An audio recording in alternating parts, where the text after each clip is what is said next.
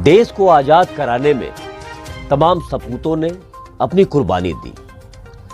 उन्हीं सपूतों में एक सपूत है रायबरेली के राणा मेरी माधो भगत सिंह, जिनकी जयंती 24 अगस्त को मनाई जाती है। राणा मेरी माधो भगत सिंह समिति द्वारा एक कार्यक्रम का आयोजन किया गया, जिसमें चीफ गेस्ट के तौर पर मुख्यमंत्री जी को निमंत्रित किया गया, लेकिन उनके पास व्यस्तता अधिक होने के कारण उनके स्थान पर पर्यटन मंत्री जयवीर सिंह रायबरेली पहुंचे। आप देख पा रहे हैं जयवीर सिंह साहब रायबरेली पहुंचे।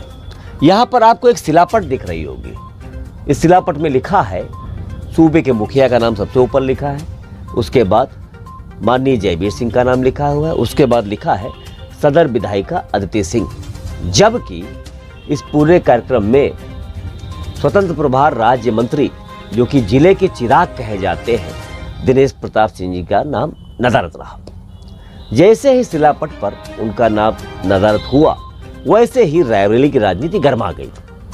इस मौके पर जयवीर सिंह ने कहा कि आगामी लोकसभा चुनाव में 80 की 80 सीटें भाजपा जीतेगी। चलिए ठीक, अच्छी बात है। आप जो सोच रहे हैं उसके लिए आपको पहले से बधाई।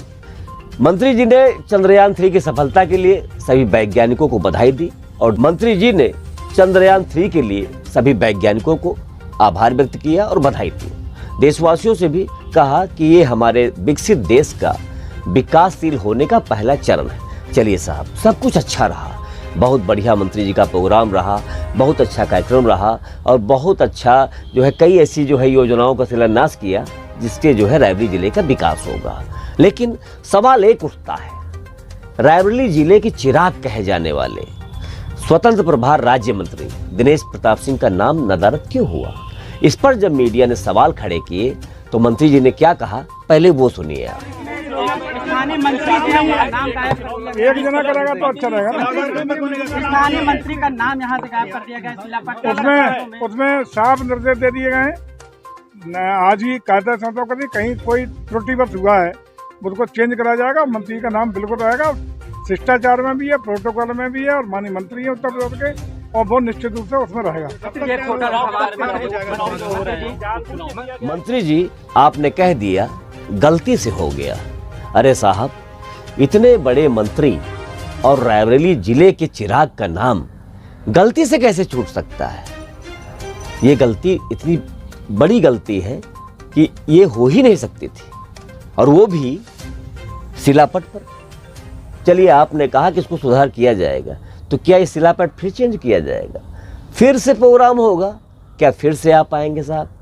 क्योंकि यहाँ पर दिनेश प्रताप सिंह जी का नाम नहीं है, जबकि रायबरेली के स्थानीय मंत्री स्वतंत्र प्रभार दिनेश प्रताप सिंह लगभग छोटे से लेके बड़े कार्यक्रम जितने भी हों पार्टी के, सब में जो है उपस्थित रहते हैं, और यहाँ पर उनका नाम नहीं है।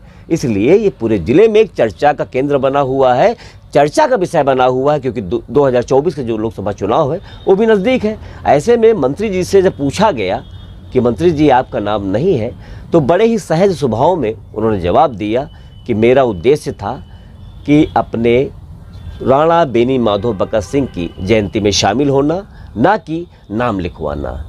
ये उनकी सहजता थी, ये उनका सरल स्वभाव था, जिसके लिए वाकई में पूरा जिला उनको सैल्यूट करता है। इसीलिए तो सबको चिराग नहीं कहा जाता, केवल दिनेश प्रताप सिंह को ही चिराग कहा जाता है। जय हिंद।